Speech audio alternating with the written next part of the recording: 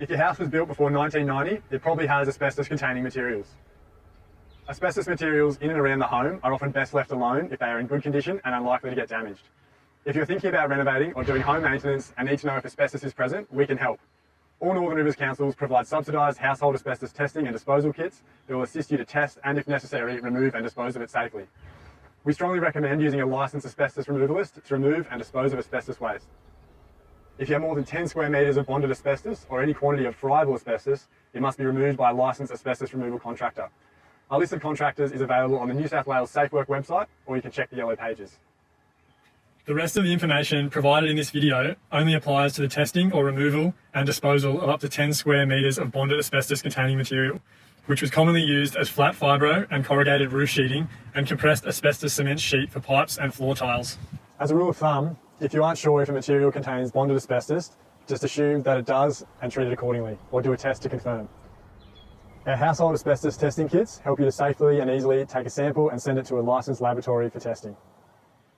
The kit contains P2 disposable mask, 3 Ziploc bags, postal satchel, a sample submission form, step-by-step instruction sheet. You will also need the following: some PVA glue, small spray bottle containing water, paint or sealant and a paintbrush, pliers or a suitable hand tool to break off a sample, wet wipes or similar to clean the hand tool, and a permanent marker or pen. To safely take a suitable sample, put on the P2 disposable mask, which is approved for this purpose. Choose a representative part of the material to take the sample, which should be no bigger than a 20-cent piece. Use the spray bottle to dampen the material before sampling to suppress any dust release. Seal it and use the marker pen to write the following details onto the bag: your name, the words asbestos sample, location the sample was taken from, for example, the bathroom ceiling, and your address.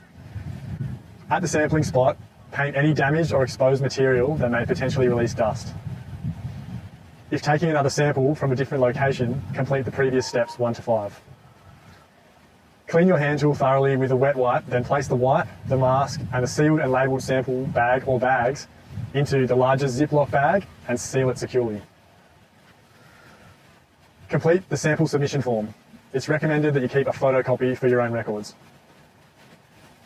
Place the completed form and the sealed bag containing the samples and other items into the postal satchel and seal it.